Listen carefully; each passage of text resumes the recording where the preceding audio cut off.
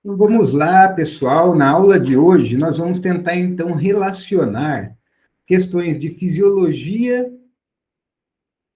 dos mecanismos fotossintetizantes das plantas, C3 e C4, com sua anatomia foliar, e ver como que isso, a fisiologia e a anatomia dessas plantas, influenciam no seu valor nutritivo, seu teor de proteína, né, na sua digestibilidade. Né? Desses grupamentos de plantas forrageiras aí, as plantas C3, né, as leguminosas, temperadas e tropicais, e as gramíneas temperadas, e as plantas C4, nossas gramíneas tropicais, né, que é o que tem bastante importância para nós aqui no Brasil. A maior parte das nossas pastagens são cultivadas com essas gramíneas tropicais, de metabolismo fotossintético C4. Mas no sul do país aqui que a gente usa daí as gramíneas temperadas, leguminosas temperadas também. O uso de leguminosas tropicais, ele, apesar de ser pequeno ainda no Brasil, né, mas ele ocupa aí uma fração das nossas pastagens. Então, vamos lá. A ideia é passar por esses pontos, né? Falar sobre o valor nutritivo dessas plantas forrageiras, compará-las, lembrar um pouco sobre a constituição das células vegetais, porque, afinal das contas, o que vai nutrir o animal, o quanto tem de proteína, o quanto tem de digestibilidade, uma amostra que eu levo para o laboratório de planta forrageira, depende da constituição das células vegetais. Né? E vamos dar uma lembradinha, então, também da questão, né, do vegetal, que é a sua parede celular e a sua constituição. Aí que a gente vai mostrar os detalhes da fotossíntese, C3, né, e depois a evolução e as diferenças da fotossíntese C4. Então, vamos relacionar, né, esse metabolismo fotossintético com o valor nutritivo.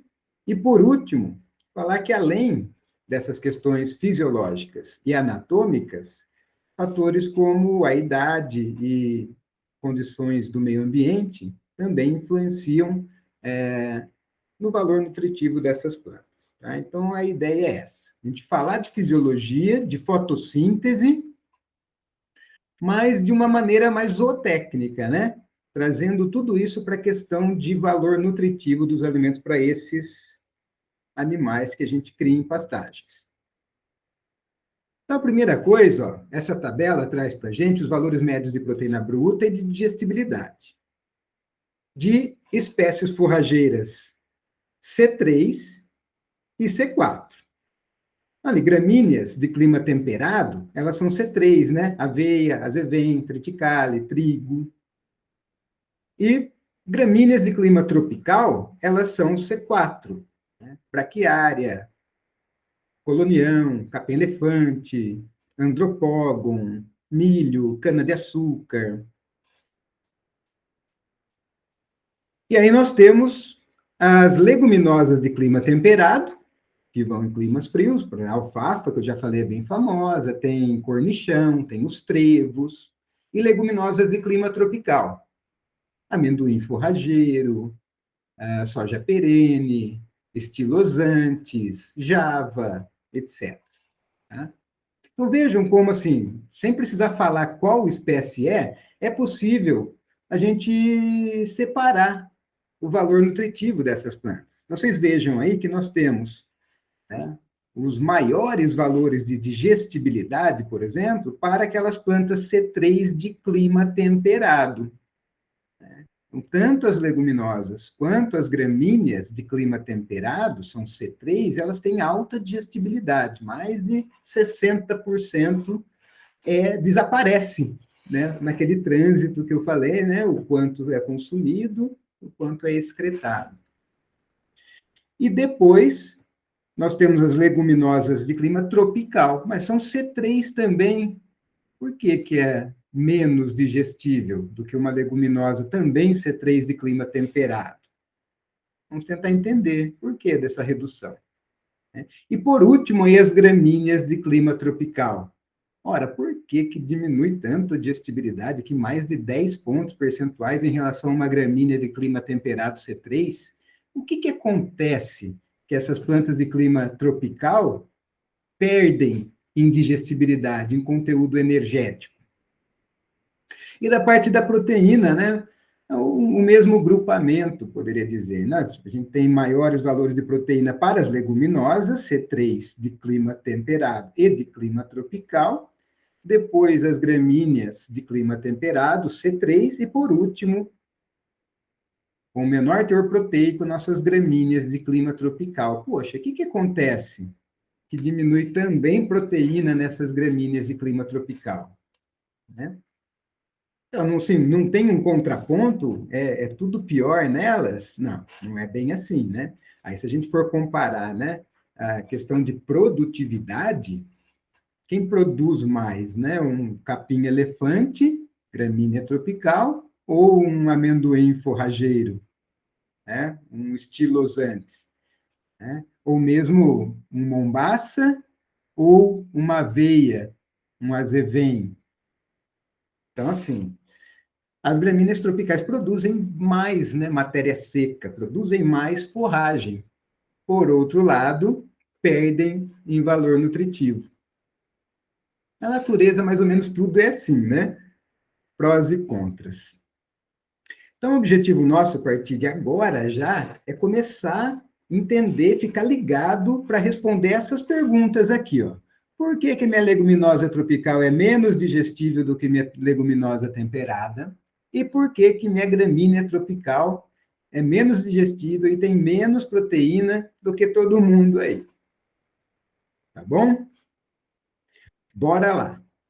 Vamos começar por relembrar um pouco, né, das partes aí do corpo da planta. A gente já viu, né, na morfologia lá. Raiz, sistema axial, fotossintético, né, reprodutor. Mas agora a gente quer dar uma olhadinha melhor nas células, né, que compõem esses tecidos. Olha que bacana aqui nessa imagem, né? Aqui tem o meristema apical da raiz, né? Tá dando um zoom aqui de baixo, né? Mas também está fazendo um corte transversal aqui mostrando como são organizados os tecidos radiculares, tá? Os pelos radiculares, né? Veja que todos os tecidos da planta se dividem em tecido dérmico,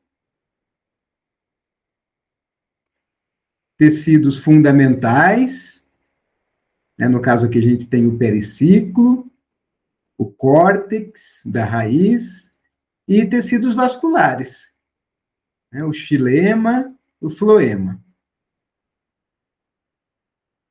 Tá? Aqui o caule, fazendo um corte do caule, mesma coisa, tecido dérmico, fundamental, vascular. E aqui é uma dicotiledônia, né? Então veja que os feixes organizados aqui em círculo, né? Ali no caule. Então a gente sabe, os animais podem comer caule? Podem, eles podem comer. Eles não preferem muito comer o caule, né? Mas eles podem consumir caule. Então, se eu souber a composição de células do caule, quanto elas têm de proteína e de digestibilidade, né? Eu posso comparar aí as plantas, se são melhor de caule ou pior de caule, né? De forma geral, no caule, a gente não tem muitos materiais digestíveis e nem muita proteína, né? Acho que é por isso que os animais preferem as folhas, né? Então, subindo aqui para o nível de folha, fazendo um corte na pontinha dessa folha e ampliando ela, né, o material que o animal prefere, e que é o que realmente mais nutre o animal, que é a parte mais digestível, que tem mais proteína numa planta, é a folha. E aí, poxa, se eu começar a entender, então, quais os componentes de uma folha e qual o teor de proteína e de digestibilidade desses componentes, eu começo a entender melhor o porquê que uma planta é mais digestível, tem mais proteína do que outra. Então, aí nós vamos ver bastante profundidade até hoje a anatomia foliar de plantas C3, como essa, né, que são divididas assim, né? Tem uma cutícula no tecido dérmico, no caso aqui a epiderme superior, ou adaxial, e a epiderme inferior, né, ou abaxial aqui. É bacana que sempre na epiderme inferior é onde estão a maior concentração, a maior densidade de estômatos. Para a gente lembrar que tem as suas células guarda que controlam a abertura e fechamento dos estômatos. Aqui nós vemos os feixes vasculares, né, xilema e floema, e esse conjunto de células que circunda os feixes vasculares é chamado de células da bainha do feixe vascular. Né? Ou aqui está chamando de parênquima da bainha do feixe. Para diferenciar dessa outra região, que chama também de região parenquimática, ou de região do mesófilo. E no caso das plantas C3, tem dois tipos de células. Ó, vejam que tem essas células mais colunares, o parênquima palissádico colunar, né? E essas células que estão mais espalhadas, que têm mais espaços intercelulares, né? Que é o parênquima esponjoso. E pode também chamar de região do mesófilo. Essas células que são especializadas na fotossíntese. Tá? Bom, tudo bem até aqui? A parte importante da gente lembrar também é que cada célula dessa que a gente está falando, uma célula vegetal, o que elas têm de grande diferença com a célula animal é a parede celular, né? Aqui está mostrando 3 células, né, onde as células estão, então, envoltas, né, por essa parede celular. Tem uma parede celular primária, secundária, e aí vem a membrana plasmática, que vai ter no seu interior o citoplasma com todas as organelas lá da célula, né? Aqui que é bacana, separando essa célula, a gente tem lá, está abrindo aqui a parede celular da célula vizinha, né? Para mostrar a primeira camadinha aqui, que é a lamela média. A lamela média, na verdade, é um cimentinho, né? O cimento para colar 2 paredes celulares. É o cinza aqui, né? Olha que bacana. Eu já sei a constituição dessa lamela média. Ela é feita de pectina. Aí você tem que saber, pô, pectina, vê lá no alimento e alimentação, vai prestar bem atenção lá. Ah, pectina é degradável no rumen, né? É degradável, os micro-organismos conseguem degradar rapidamente essa parte aí da parede celular no rumen. Mas veja, de moleza com a parede celular para aí também. E depois vem a parede celular primária, né? Que ela já vai exigir mais da fermentação para liberar energia. E depois vem a secundária ainda, que é mais difícil ainda de digerir. Tá? E quando eu faço lá uma análise, vocês vão ver isso, né, de FDN, fibra em detergente neutro lá, nada mais eu estou fazendo do que lavar todo esse conteúdo celular da amostra e ficar só com a parede celular, com a fibra, que se fala tanto, né? No caso, FDN, fibra em detergente neutro, seria toda a parte da parede celular aí. E, às vezes, né, quem já fez aí uma análise de forragem vai ver que esse valor, às vezes, é de 50%, 60%. Então, 50%, 60% ali do peso seco de uma célula vegetal pode ser só de parede celular. Né? E o restante lá de conteúdo celular. E aí, no conteúdo celular, que eu tenho a maior quantidade de açúcares solúveis, né, de proteínas, que é rico. Essas organelas são ricas, né, nesses elementos. Por exemplo, você pega o cloroplasto aqui, está em verde aqui, nessas células do mesófilo, que são especializadas em fotossíntese, está cheio de cloroplasto. E no cloroplasto a gente vai ver que tem um monte de enzima lá. Enzima é proteína, é nitrogênio. Né? Então, o conteúdo celular dessas células é rico em nitrogênio. E aqui também que são produzidos os carboidratos, né, da fotossíntese, então também vai ter bastante carboidrato solúvel aqui, em grânulos de amido. E aqui também tem, além dos cloroplastos, aqui tem a mitocôndria, que é a parte da respiração, né, da energia. A planta respira dia e noite, né? E daí que vai sair a energia para a produção de todos os órgãos, da parede celular, né, multiplicação celular e tal. Além de núcleo, ribossomos, retículo endoplasmático, rugoso, liso, né? Os peroxissomos lá e tal. E a gente tem também o vacúolo, Vacúolo é importante também, porque no vacúolo, muitas vezes a planta estoca várias substâncias importantes lá, dentre elas o nitrogênio. Lembra que eu falei que a proteína pode ser dividida lá entre proteína verdadeira e nitrogênio não proteico? Assim, para trazer lá para a prática, né? Quando eu adubo uma pastagem com ureia, tem bastante nitrogênio, né? Depois de uma chuva eu vejo que a planta fica roxa, de tão verde que fica, né? Ela absorveu tanto nitrogênio que, além de, né, fazer proteínas, enzimas, ela estocou bastante nitrogênio na forma de nitrato, de nitrito, nesse vacúolo grande aqui, que está no conteúdo celular, né, para usar depois lá e tal. Esse nitrato, nitrito pode ser até tóxico lá para o animal. A gente vai ver umas condições assim. Bom, então veja, o que eu estou querendo dizer? Que nós temos basicamente dois grandes compartimentos aí para analisar nas forrageiras, né? A parede celular e o conteúdo celular. Nossa, e dependendo até da época do ano, se a gente pegar esse pasto seco que está agora aí, dessa época que recebeu geada, né? Ou seja, houve ruptura dessa membrana plasmática, né? A célula morreu e depois ainda choveu por cima. Esse conteúdo celular, que é o mais rico, foi lavado. O que sobrou é parede celular, basicamente, né? Então, quer dizer, os animais estão lá produzindo leite, engordando, se alimentando dessa parede celular. Que a gente já viu, é mais difícil degradar. Então, a importância da parede celular para a nutrição de ruminantes, de herbívoros, né? É dela que vem grande parte da energia para esses animais. Só que é uma parte mais difícil de degradar, exige mais tempo de permanência no rumen, né, para que a fermentação dessa celulose, desses constituintes da parede celular, né, que a fermentação libere a energia que está ali contida. A forma depois dos produtos lá das bactérias, protozoários e tal. E o conteúdo celular, então, que é a parte mais digestível, mais rica em carboidratos solúveis, em nitrogênio, é uma parte assim que cai no rumen e é prontamente disponível para as bactérias. Tá certo? Deu para relembrar um pouquinho aí sobre a célula vegetal?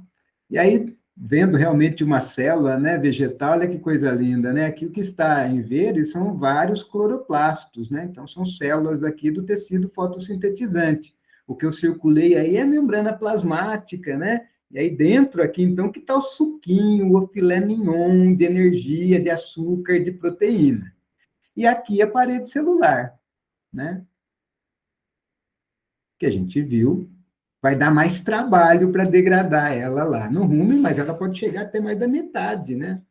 Do peso seco aí dessa célula.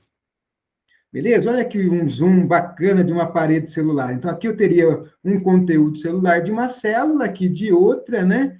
E aqui a parede celular de uma e da outra.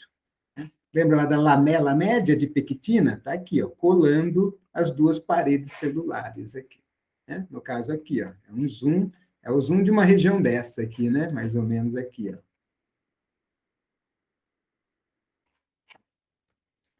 Beleza? O que nós vamos fazer agora? Dar uma estudadinha de leve aí na parede celular. Primeiro vamos focar na parede celular.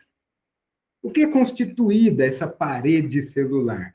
Ela é constituída de celulose, hemicelulose e lignina. São dois carboidratos, polissacarídeos aqui, né? E um composto fenólico, lignina. Então, fazendo uma comparação aí com a estrutura de um edifício, né, nós poderíamos dizer assim, a celulose é essa parte em verde aqui, celulose, vamos supor, é o cimento lá das estruturas dessa parede celular. A hemicelulose, sei lá, é a argamassa ali, é o reboco, né? E a lignina seriam os ferros, né? Aquela armação de ferro que a gente vê quando está construindo um muro, um pilar.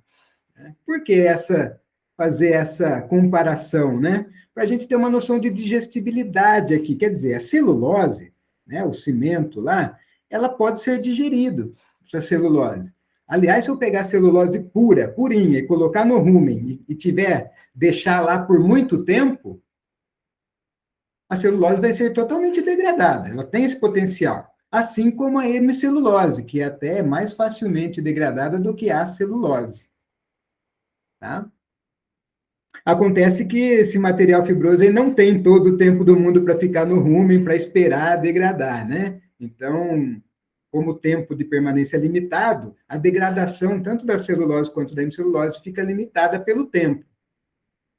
Mas, além disso, fica limitada pela lignina, porque onde a lignina se liga, ela não deixa que os micro-organismos degradem. Então, essa hemicelulose aqui que está ligada nessa lignina, né, ou mesmo essa celulose, que também está aí sob influência da lignina, não serão facilmente degradadas no rumen. Tá? A lignina é egoísta, ela não se degrada e não deixa quem está junto com ela lá se degradar também. Né? E é por isso, então, que a gente tem aí um valor, quando muito bom, um valor de 55%, 60% de degradação da parede celular, nesse tempo de permanência que o alimento fica no rumen, ou no seco lá de um equino, de um coelho. Então, a parede celular tem essa limitação de degradação para liberar a sua energia. Bom, o que é legal a gente saber? Que ocorre um desenvolvimento dessa parede celular ao longo do tempo, com a idade da planta. Porque no começo, a gente tem só uma parede celular primária, ó, parede celular primária. Nessa parede celular primária, eu só tenho celulose, hemicelulose e pectina. Não tenho ainda lignina nessa parede celular primária. Ela é essa parede mais fininha aqui de fora, ó, nessa representação de algumas células, né, em que a do meio aqui está explodida, separando as suas camadas de parede celular. Então, a parede celular primária é essa aqui de fora, é mais fininha. E ela é mais digestível, veja, porque ela não tem a lignina. Então, até a celulose e a hemicelulose dela conseguem ser mais degradadas com o tempo de permanência no rumen. Só que isso só acontece num tecido jovem, porque depois, com a idade do tecido e alguns fatores ambientais contribuindo, cada célula espessa a sua parede celular, produzindo a parede celular secundária, que ainda é composta por 3 camadas, ó, 3 camadas da parede celular secundária. Primeira, segunda e terceira. Com isso, 2 coisas importantes acontecem que diminuem a digestibilidade da célula.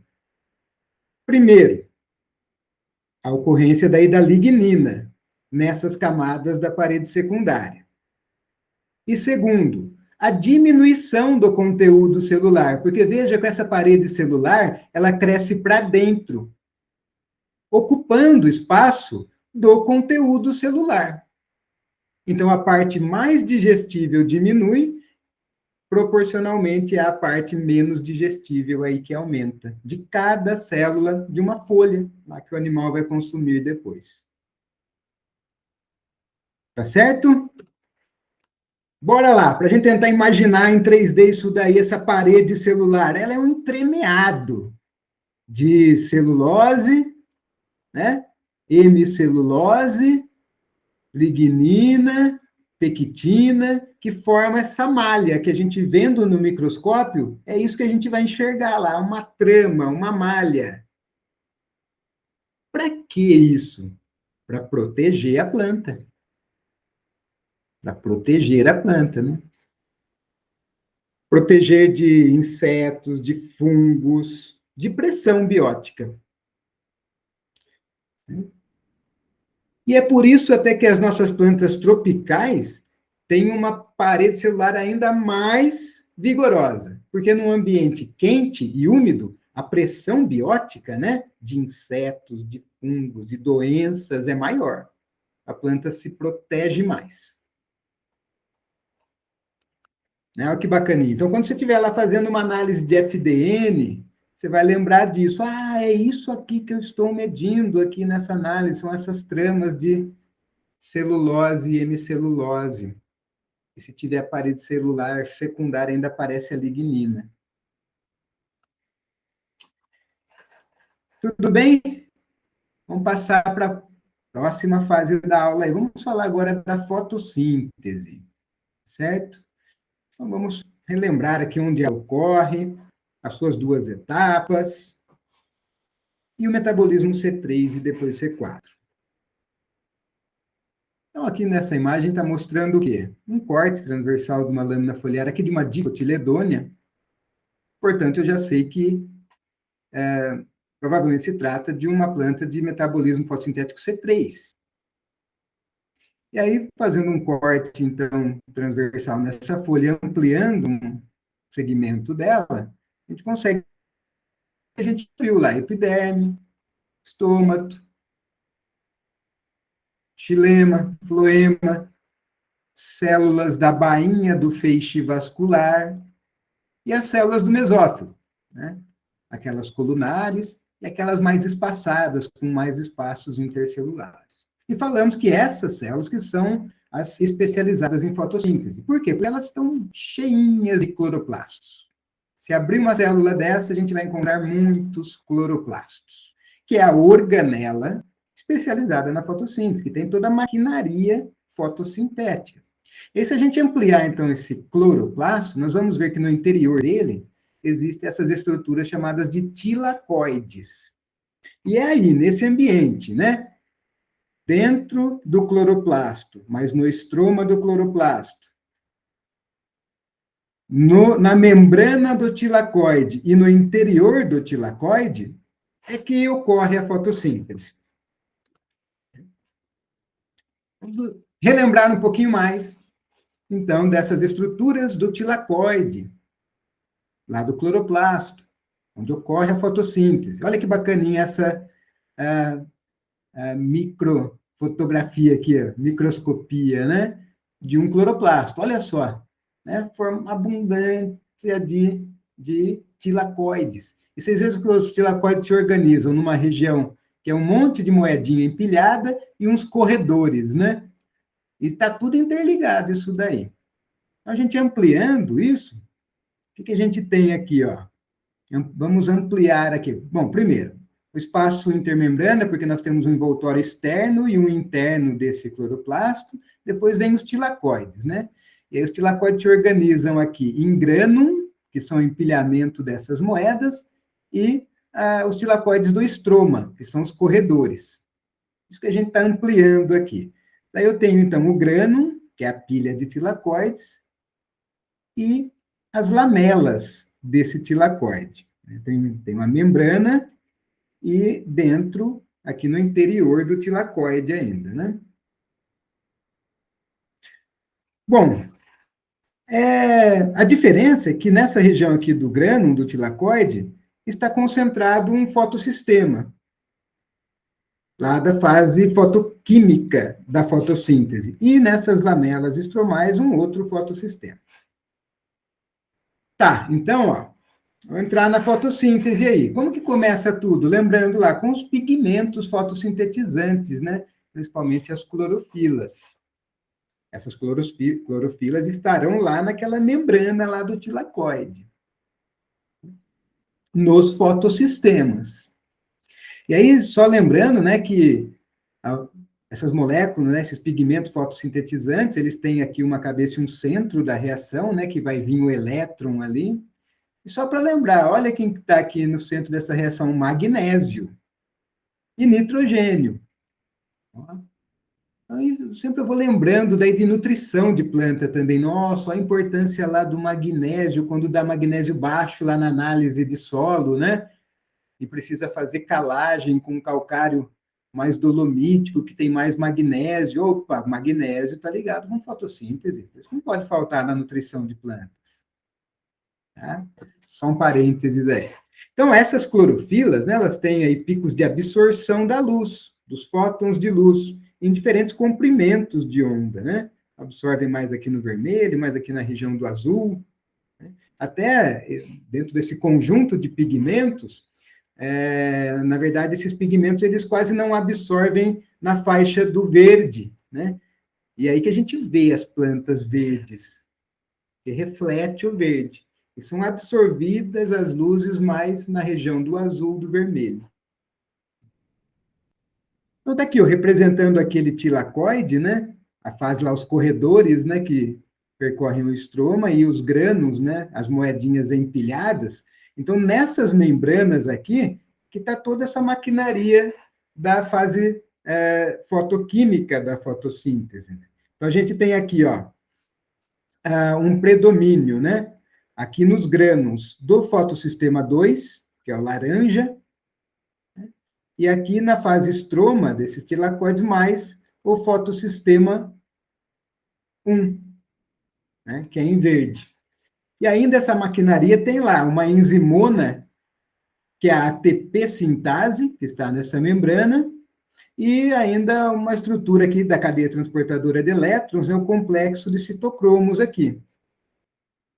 Então, ó, fazendo um zoom, pegando só uma sequência ali dessa membrana do tilacoide, a gente ver como que é essa fase, essa etapa fotoquímica, né, da fotossíntese, onde vai ocorrer a fosforilação aqui da água, né?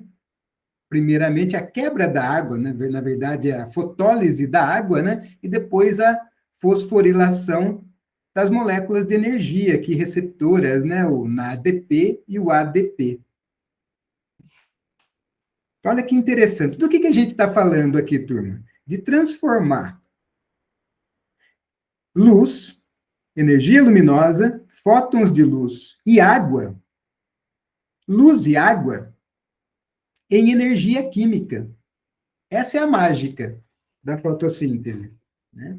E aí, essa energia química vai ser utilizada para pegar uma molécula de baixíssima energia, né, o CO2, e colocar esse CO2 para compor uma molécula biológica, uma matéria orgânica rica em energia, uma glicose lá, no final da fase bioquímica da fotossíntese do ciclo de Calvin, né? Então, esse é o objetivo. Da luz e da água, tirar a energia para fixar uma molécula de baixa energia numa molécula orgânica de alta energia, a glicose. Que vai ser depois respirada na mitocôndria para produzir energia para os processos vitais da planta. Certo? E como que acontece isso? Vamos nos posicionar primeiro. Aqui está a membrana do tilacoide. A camada lipídica, membrana do tilacoide. Eu tenho, então, aqui o interior do tilacoide, ou o lúmen do tilacoide, e aqui o interior do cloroplasto, ou o estroma do cloroplasto. Então, eu tenho aqui o fotossistema 2, o fotossistema 1. Aqui está aquele complexo de citocromo, e aqui é a ATP sintase. Então, como que a coisa funciona? Primeiro, ocorre a fotólise da água. Então, há a quebra da água. E nessa quebra da água é liberado o oxigênio que a gente respira e também prótons H+, que vão já se acumulando aqui no lúmen do tilacoide. Bom, um elétron da quebra dessa molécula de água, ele vai ser excitado aqui no complexo antena nos pigmentos fotossintetizantes, nas clorofilas aqui. Então, esse elétron vem aqui da periferia, vai sambando, sambando, até o sítio, até o centro da reação, né, naquela molécula lá que a gente viu, daquele magnésio, né? E aí vai ocorrer o transporte desse elétron lá, por essas plastocianinas, né? E daí aqui no complexo citocromo, quer dizer, esse transporte desses elétrons vão dar energia, né, para bombear esse próton H+ aqui do estroma do cloroplasto para dentro do lúmen do tilacoide. Está fazendo um estoquezinho de H+ aqui no lúmen do tilacoide, né? Depois, esse elétron é excitado novamente por energia luminosa no fotossistema 1, né? Está aqui as clorofilas, né, levando esse elétron para o centro de reação e fornecendo mais energia, então, aqui para a redução, né, dessa molécula de NADP+, recebendo, então, um hidrogênio e formando o NADPH, uma molécula daí rica em energia, mais reduzida, certo?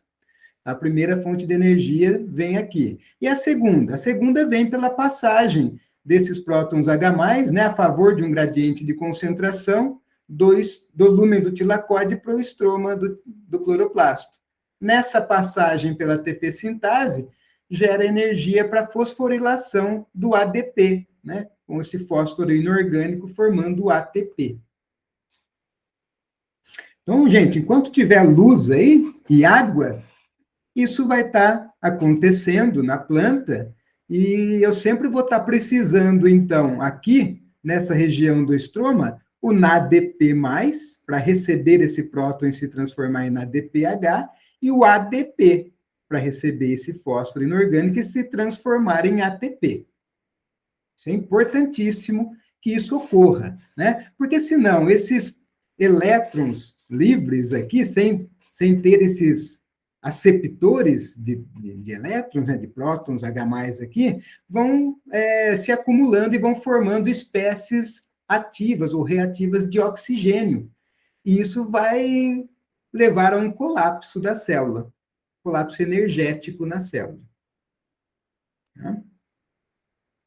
Bom, então essa daqui é a primeira etapa, a etapa fotoquímica, que acontece, então, na membrana dos tilacóides lá no cloroplasto, né? E depois, então, essa energia, ela vai para o estroma do cloroplasto para participar da fase bioquímica, né? Esse ATP, esse NADPH. Vai ser a fonte de energia necessária para fazer a carboxilação, né? Desse CO2 numa molécula de glicose. Né? O ciclo de Calvin, o famoso ciclo de Calvin aí. Né? E, quer dizer, gastando, então, esse NADPH, esse ATP, né, eu vou ter depois o ADP e o NADP para voltar lá e receber aqueles elétrons, aqueles prótons H+, da fase fotoquímica. E isso o dia inteiro aí, enquanto tiver luz e água, né? Isso está funcionando aqui na fase fotoquímica. Enquanto tiver CO2, né? E a enzima que faz esse processo estiver funcionando bem, a fotossíntese acontece na sua plenitude, né? As duas fases, produzindo glicose. Né? Produzindo glicose e oxigênio, que vem da quebra lá da água. Maravilha! Então, nós vimos, pô, essa rubisco aí é importantíssima, né? Poxa, é importantíssima, é por isso que ela é super famosa. A enzima mais famosa e mais abundante do planeta Terra. E a rubisco é uma proteína, uma enzima grandona e cheia de nitrogênio, né? E só que ela tem dois sítios ativos. Então, ela tem duas atividades, uma atividade carboxilase e uma atividade oxigenase. Esse detalhe é importantíssimo, né? Porque quando ela está com abundância de carbono, de CO2 perto dela, ela sempre vai ter preferência daí pelo carbono, vai se ligar ao CO2, né? Na verdade, vai modular ali a ligação de uma molécula de ribulose de fosfato com esse CO2, formando duas moléculas de 3 carbonos cada, né? Por isso o ciclo C3. Então, vai formar duas moléculas de 3-fosfoglicerato. Tá? E aí essas moléculas que vão participar da formação da glicose. Agora, quando eu tenho uma baixa relação entre CO2 e O2 próximo da rubisco, a rubisco se liga ao oxigênio. E aí formando apenas uma molécula de 3-fosfoglicerato, e aí uma molécula de 2 carbonos de fosfoglicolato. E com isso há uma perda de CO2 no sistema, de eficiência do sistema. Esse é o processo chamado de fotorrespiração. É que é o contrário aqui da fotossíntese, vai ter uma perdazinha de eficiência. Né? Isso é importante a gente lembrar, ok? Então, aqui, se tiver tudo legal, CO2 abundante perto da rubisco, a rubisco vai fazer essa ligação, né? Da ribulose de fosfato, uma molécula de 5 carbonos, com uma molécula de CO2, formando aí duas moléculas de 3-fosfoglicerato, ou ácido fosfoglicérico, né? Para isso, há o consumo, então, do ATP e libera o ADP para voltar lá para a fase fotoquímica. E depois também tem um consumo de energia aqui do NADPH, né, liberando o NADP para voltar lá também para a fase fotoquímica, certo? Bom, então depois dessa fixação do carbono, há a fase da produção dos compostos orgânicos, que culmina com a formação de glicose, sacarose, compostos orgânicos, e a planta vai metabolizar isso aí até amido, enfim, produção depois, né, dos compostos vitais aí da planta, enzimas, parede celular, né, a energia da planta. Mas não é tudo que é utilizado para a produção aí de glicose e tal, né? Na verdade, a maior parte ainda vai para o terceira fase do ciclo aqui, que é a fase de regeneração da ribulose de fosfato. E o ciclo continua, né? E aí vai girando aqui, enquanto tiver CO2 abundante perto da rubisco. É isso que vai acontecendo, é a fotossíntese no seu ciclo C3, aí, ciclo de Calvin. Tudo bem? Deu para relembrar? Vamos relembrar agora, sim, rapidamente, só o detalhe da fotorrespiração. Que e aí, professor, e se faltar CO2 perto da rubisco, ela se liga ao O2? Né? Como eu já disse, aí vai formar uma molécula de 3-fosfoglicerato e uma molécula de 2-fosfoglicolato.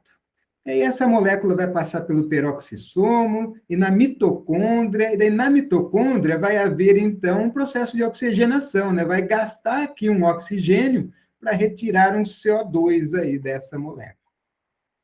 E aí, com isso, veja que as plantas, então, ao fazerem a fotorrespiração, de certa forma, contribuem para se estabelecer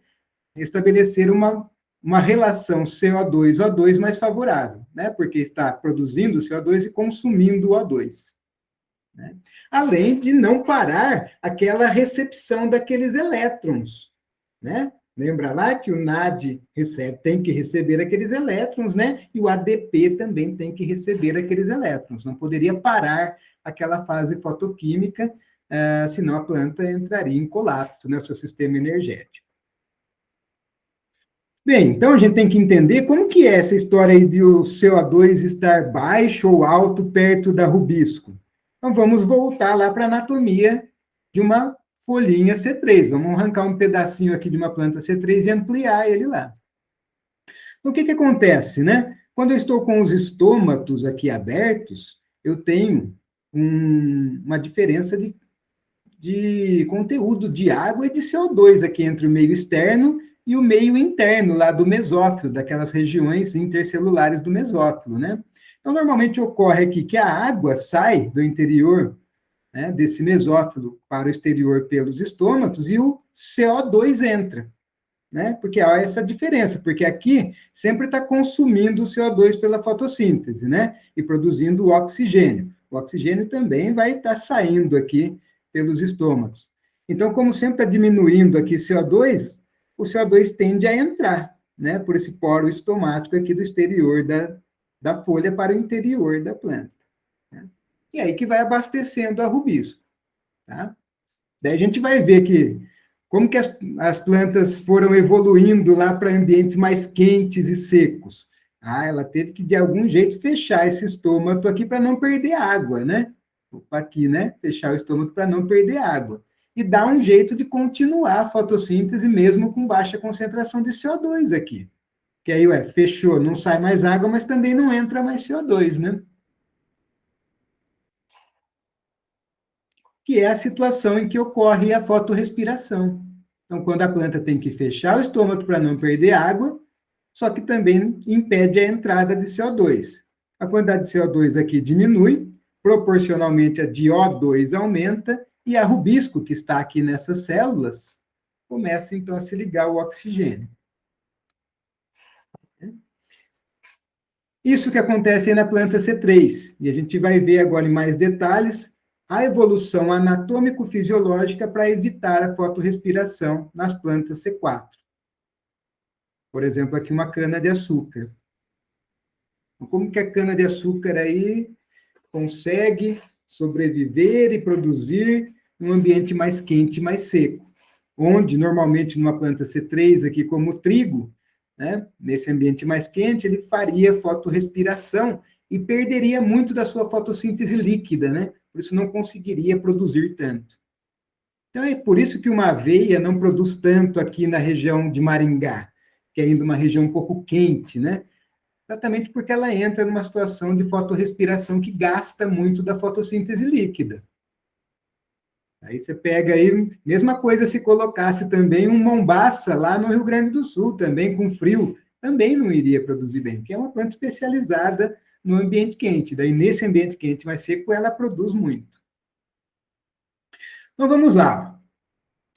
O que aconteceu com essa planta C3 para ela virar C4 e evitar fotorrespiração? Vamos lá. Primeira coisa, vamos analisar a C3. Na C3, a rubisco, nossa enzimona lá, que faz ligação com CO2 e também com O2, ela está nessas células do mesófilo, que a gente já viu. Tem essas células mais esponjosas, né? Vejam, com grandes espaços intercelulares aqui na região do mesófilo, e as células aqui colunares, né? A rubisco está nessas células, onde entra aqui o CO2 e sai o vapor d'água pelos estômagos. E as células da bainha do feixe vascular, nesse caso, não são clorofiladas, não tem enzima que não está fazendo fotossíntese aqui. Células da bainha do feixe vascular, estão aqui os feixes vasculares. Tá? Bom, o que mudou anatomicamente para a folha C4? Em primeiro lugar, a gente vê o desenvolvimento dessas células da bainha do feixe vascular ao redor dos feixes vasculares, né? E agora ela tem uma função fisiológica fotossintetizante, porque a rubisco veio parar aqui dentro.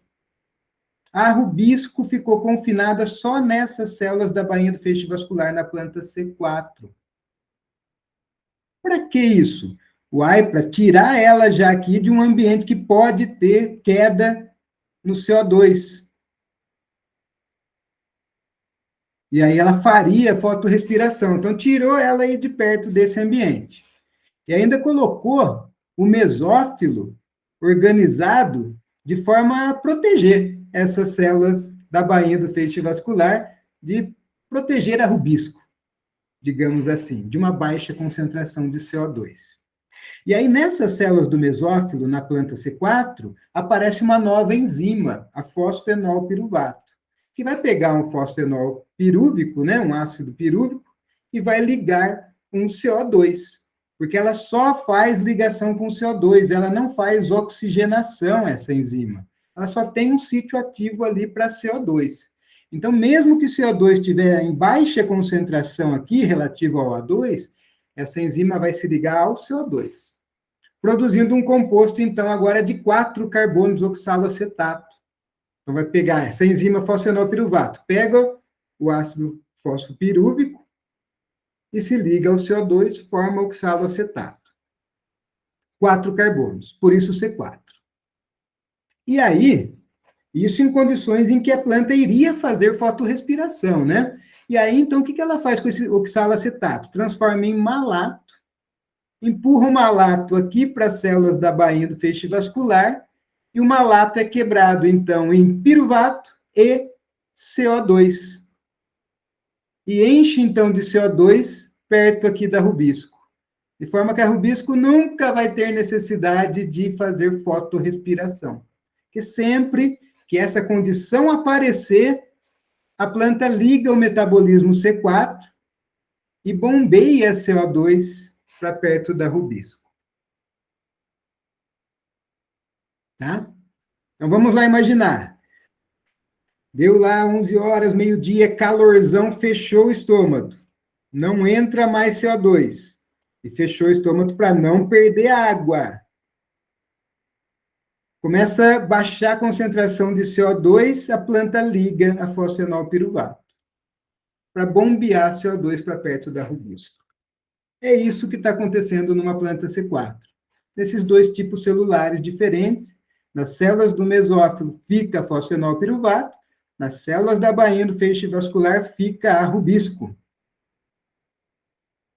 Quando acontece situação de uma fotorrespiração, seja porque fechou o estômago para evitar desidratação, seja porque fechou o estômago porque está com o solo encharcado, e é uma condição que também a planta fecha estômagos, seja porque a irradiação é tão grande que a fotossíntese está tão acelerada que a quantidade de CO2 que está sendo retirada é numa velocidade maior do que o CO2 que entra, isso em situação de alta luminosidade, também poderia levar a uma fotorrespiração, também ativa o C4, ativa a fosfenolpiruvato. E aí a fotorrespiração não acontece, porque por meio, né, do oxalacetato, que se transforma em malato, e do malato que é quebrado aqui, liberando o CO2 perto da rubisco. Só que, veja, isso gasta uma energia, tem um gasto de ATP quando eu ligo o C4. Por isso, só vai ser ligado quando preciso, né? E aí, mesmo esse gasto de energia compensa demais, né, o fato de não haver a fotorrespiração. Tudo bem? Então, assim, um resumão, comparando fotossíntese C3 e C4, seria esse aí, ó. A fotorrespiração acontece na C3, não acontece na C4, né? E na C3 pode levar até 30%, 40% da fotossíntese líquida. O primeiro produto estável é o ácido 3-fosfoglicérico na C3 e o oxalacetato na C4, um com 3 carbonos, um com 4 carbonos. O ponto de compensação, né, de CO2 é mais alto na C3. A gente viu já com uma quantidade, começa a reduzir de CO2, ela já passa a se ligar ao O2. E já na C4, a gente viu que a fosfenolpiruvato, mesmo sendo baixinho, né, a concentração de CO2, ela ainda se liga ao CO2. Vimos que a anatomia foliar é diferente em termos de células da bainha do feixe vascular, né? Na C3 é ou ausente ou não tem função fisiológica para fotossíntese. Já na C4 é bem desenvolvidas essas células, né? E ali vai estar presente, então, a enzima rubisco. Tem uma função, né, fotossintetizante. Em relação à enzima primária da carboxilação, no ciclo C3 é a rubisco. Carboxilase oxigenase, está faltando aqui. Já na C4, quando liga o C4, é a fosfenolpiruvato, só carboxilase.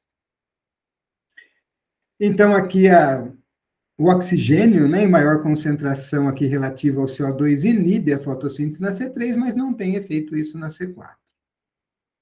Mesma coisa lá, a intensidade de luz, né? Na C3, ela se satura com luz, quando a intensidade luminosa é muito alta, e aí começa a fazer fotorrespiração, porque tira muito CO2 ali de perto da rubisco, mais rápido do que consegue repor, e já na fotossíntese C4, daí isso não aconteceria, né? Não teria essa restrição de uma intensidade luminosa alta, típica de ambientes tropicais. A temperatura ótima para a fotossíntese muda. Então, veja que na planta C3, a temperatura ótima de funcionamento é de 25 graus, e já na C4, 35. E aí a velocidade da fotossíntese também muda. Então, a velocidade da fotossíntese numa planta C4 é maior do que numa planta C3. E a mesma coisa o consumo de água. Então, a planta C4 se desenvolveu para ambientes mais quentes e mais secos. Então, ela economiza água.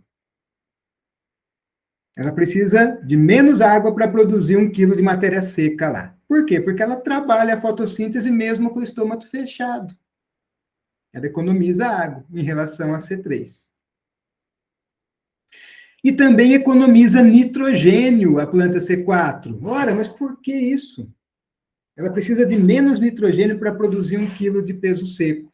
E agora eu vou só precisar voltar aqui, porque realmente isso eu esqueci de dizer. Aqui, ó, veja só, na planta C3, nesse mesófilo, cara, isso aqui está cheinho de rubisco, que é uma enzima que eu já disse, cheia de nitrogênio, né? E ela precisa de mais nitrogênio e mais rubisco para fazer essa fotossíntese, porque ela é mais ineficiente. Ao passo que na planta C4, essa rubisco está em menor quantidade, está só aqui nas células da bainha, e também, como ela é mais eficiente, tem menor concentração dessa rubisco nessa célula, né? Então, a planta C4 se tornou menos exigente em nitrogênio, né? Então, essa é a parte boa, né? Ela é menos exigente em nitrogênio, ela é menos exigente em fertilidade de solo, comparado com uma planta C3. Agora, ela produz bastante, né? É menos exigente em nitrogênio, mas também, por outro lado, ela tem menor concentração de proteína, que ela tem menos enzima rubisco, né? Beleza, turma? Então vamos lá, vamos passar a analisar então com maior profundidade as questões anatômicas e fisiológicas das C3 e C4 para entender o seu valor nutritivo. E para começar, então, vamos fixar um pouquinho melhor essa nomenclatura anatômica das folhas, né, de plantas C3 e C4. Então vamos lá, ó. Epiderme.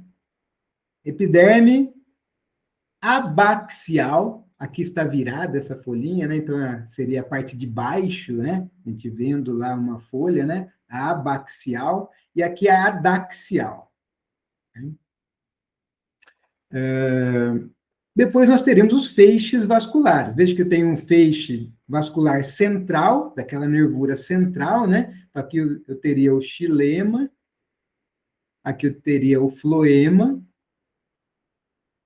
e circundando esses feixes vasculares, eu teria as células da bainha do feixe vascular. Que no caso da folha C4, aqui vai estar a rubisco. E eu tenho ainda aqui, sempre junto aos feixes vasculares, uma camada de células aqui que tem a parede celular bem grossa, bem lignificada, que está fazendo a junção desses feixes vasculares à epiderme. Essas células são chamadas células do esclerênquima. Esclerênquima. Está vendo aqui, ó? Então, todos os feixes vasculares, mesmo os feixes vasculares secundários, eles vão ter essas células do esclerênquima, que tem paredes celulares grossas, portanto, menos digestíveis. Veja que as paredes celulares aqui agora das células do mesófilo, ó, que são aquelas células mesmo fotossintetizantes, lá, que aqui no caso vai estar a fosfenolpiruvato, elas são células de parede celular mais fininha. Então, são células mais digestíveis. E também que tem maior concentração de enzimas, tanto as do mesófilo quanto as da bainha, aqui no caso da planta C4. Então, tem maior concentração de nitrogênio. Tá? E ainda aqui, nós temos essas células chamadas de células buliformes, que são células bem grandes, né, que ocupam aqui a região do mesófilo, tá? E que tem uma função aí motora nessas folhas ligadas ao déficit hídrico, tá? Então, só assim para informar, essas células buliformes estão ligadas ao déficit hídrico, estão ligadas a uma função motora na folha, que você percebe isso quando você vai lá meio-dia numa lavoura de milho e as folhas ali, né, 10 dias sem chuva, meio-dia, e as folhas estão meio enroladas. Já viram isso? Estão meio enroladas ali na tentativa de evitar perda de água. Bom, quem trabalha nisso daí são essas células buliformes. Beleza? Bora lá então. Então vamos afinar o nosso olho, vamos afinar, né? Vamos calibrar nosso olho aí para entender essa anatomia foliar. Primeira coisa, aqui, ó. A, uma planta C3 ou uma planta C4? B, uma planta C3 ou uma planta C4? Bom, quem respondeu que o A é uma planta C3 e o B, uma planta C4. Mas como o senhor viu isso, professor? Não estou enxergando como isso. Olha, dá uma olhadinha aqui nas células da bainha do feixe vascular, dessa C3. Primeiro você vê que ela aclorofilada, ó. Nem clorou, nem corou de verde ali. Ela não tem função de fotossíntese. e ela é menorzinha ali, né? E aí veja o tamanho dessa região do mesófilo, né? Dessa planta C3, enorme, enorme o mesófilo. Exatamente daquelas células que têm parede celular mais fininha e que, portanto, é mais digestível. E aqui que está cheio de rubisco, então está cheio de proteína. E na C4? Vamos ver na C4. Na C4, olha o tamanho das células da bainha do feixe vascular. Grandonas, né? E verdinhas aí, porque está cheio de cloroplasto com a rubisco. E aqui estão os feixes vasculares, né? E aí eu tenho a região do mesófilo aqui, que tem a fosfenolpiruvato, né? E é onde acontece lá a parte C4 da coisa, né? A parte C3 estaria confinada aqui. Outra coisa que eu reparo é, olha só como essa epiderme aqui é um pouco mais grossa, né? Do que a epiderme da C3.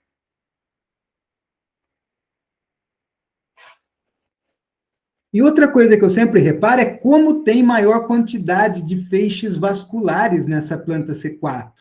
Os feixes vasculares são bem mais pertinhos um dos outros, né? Então é isso que me dá as evidências aí de que essa é a C3, essa é a C4, né? E eu entender, então, por que a C3 é mais digestível e tem mais proteína do que a C4. Um pouquinho mais de exemplo em relação a isso, né? Aqui, ó, quem quer C3, quem quer C4? A ou C? A é C? Eu acho que é C4, ou não? Não, C3. C3. E C? A C4. C4. Por quê, professor? Ó, um monte de feixe vascular pertinho um do outro. Aqui já o feixe vascular está mais longe. Ó. Vamos contar as células? Ó.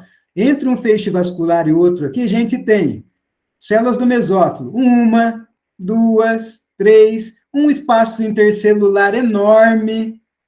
Mais uma. E aí chegou no outro feixe vascular. Olha quanto espaço intercelular. Olha aquelas células tipo bloco, né? Tipo colunar, do mesófilo da C3. E na C4, os feixes vasculares, e olha o tamanho das células da bainha do feixe vascular, maiores, tá? Onde está a rubisco.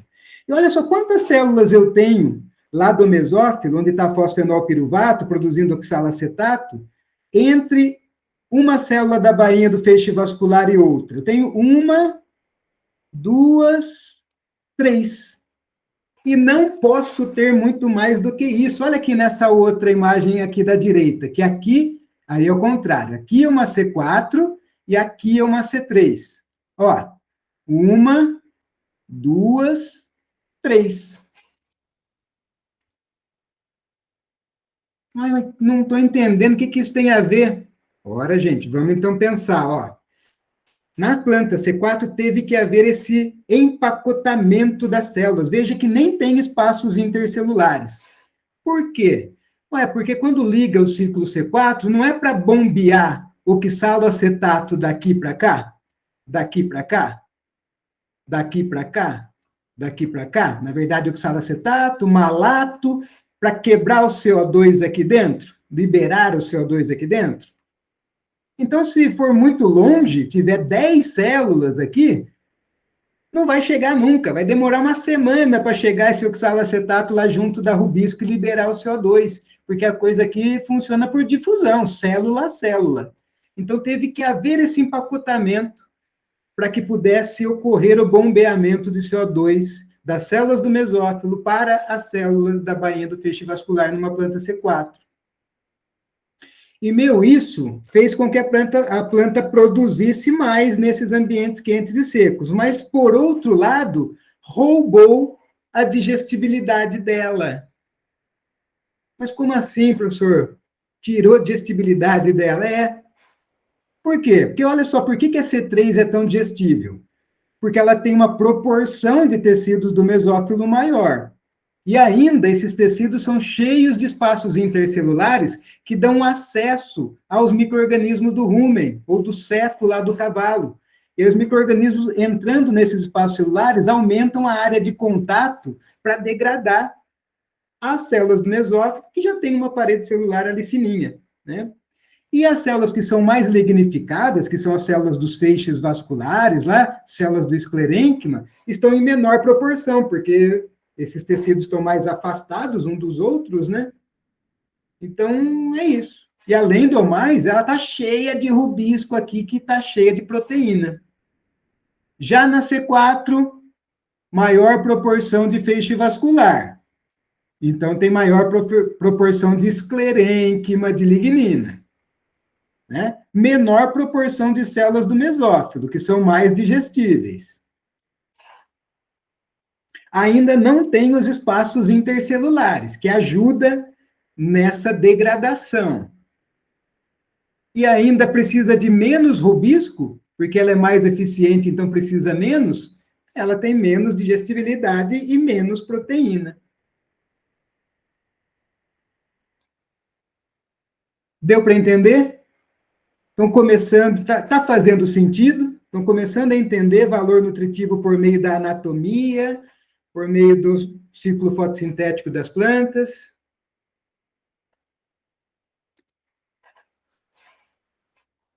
Bom, se você ainda não entendeu, vai lá mais um exemplo e mais uma imagem bem didática, né? Ó, a cetárea C4. Olha quanto feixe vascular, um pertinho do outro. Por quê? Porque não pode ter muita distância para bombear CO2 para as células da bainha do feixe vascular. Olha aqui na C3, esse é um arroz C3. Olha o tamanho do mesófilo dele, que vai degradar facinho e que está cheio de proteína. Está entendendo? Então, a proporção de filé mignon na planta C3 é maior do que na planta C4.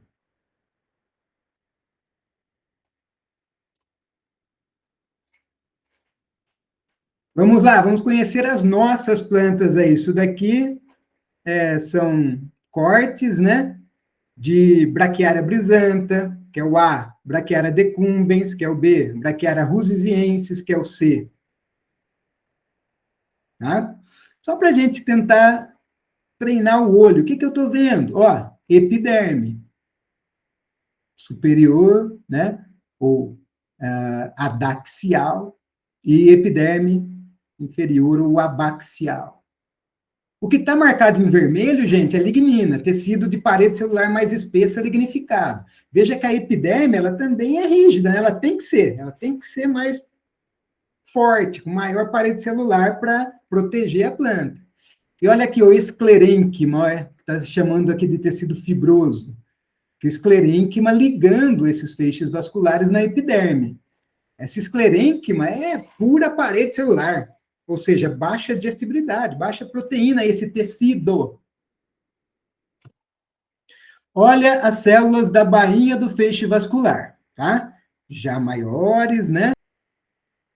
O xilema. O xilema costuma também ser bem lignificado. Olha o floema, que daí são os canudinhos menores em maior número. Aqui a gente vai ver que é um tecido mais digestível, o floema. E as células do mesófilo. Essas células aqui do mesófilo, que são as células de menor parede celular, portanto, as mais digestíveis. Bom,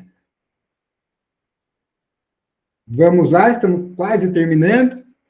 Só mostrar a digestão disso. Lembra que eu falei? O tecido mesófilo é mais digestível. Olha que bacana, ó. Isso aqui é a imagem de um fragmento de uma folha depois do rumen.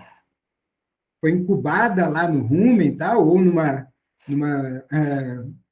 uma degradação in vitro, né? Mas o fato é que os primeiros tecidos a desaparecerem no rumen, a serem degradados, são os do mesófilo. Essa aqui é uma planta C3, A1, e a 2 é uma planta C4. Veja como sobra um monte de tecido vascular, de feixes vasculares. Aqui mais uma fotinha de uma bermuda, né? Um parente aí do Coast Cross, que é uma planta tropical, C4, ou subtropical. 24 horas depois de colocar, né, para degradar por bactérias do rumen lá, por micro-organismos do rumen, ó. O que sobrou, então? O que é menos digestível? O que vocês estão enxergando aí? Epiderme, não é? Esclerênquima, xilema. Aqui, células da bainha do feixe vascular, ó, não degradou tanto. E o que sumiu? Células do mesófilo. Parede celular mais fininha, mais conteúdo celular. Veja que aqui o floema também sumiu um pouco, né? O floema foi bem digerido aqui. Tá certo? Em relação à epiderme, também tem pequenas diferenças, né? A epiderme das plantas C4, elas têm junções mais fortes e são mais enrugadinhas do que as da C3, que são até mais fininhas, né? Tem menos e são de junções mais fracas, né? E são lisas. Vamos lá. Então, aqui o resumão de tudo, para a gente entender, gente. Veja só o que esse gráfico traz. A proporção dos tecidos, dos diferentes tecidos que a gente viu em plantas C4 e C3. Tá? Então, vamos lá. Tecido vascular lignificado, xilema, floema, quem tem mais? C4 tem um pouquinho mais do que C3. E nós vimos que esses tecidos aí não são muito degradáveis, né?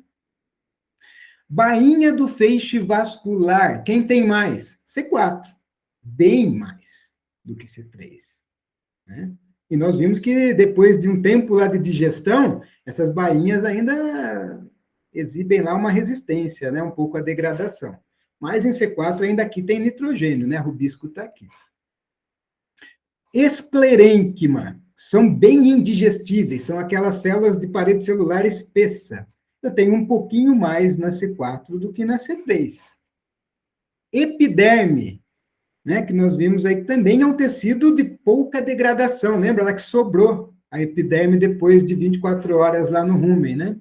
Temos um pouquinho mais nas tropicais, que ainda são menos degradáveis do que na C3.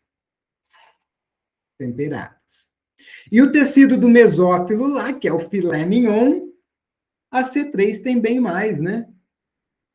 Bem mais do que a planta C4. E aí que ela ganha em digestibilidade, e ainda nesse tecido está lotado de rubisco, ela ganha em proteína.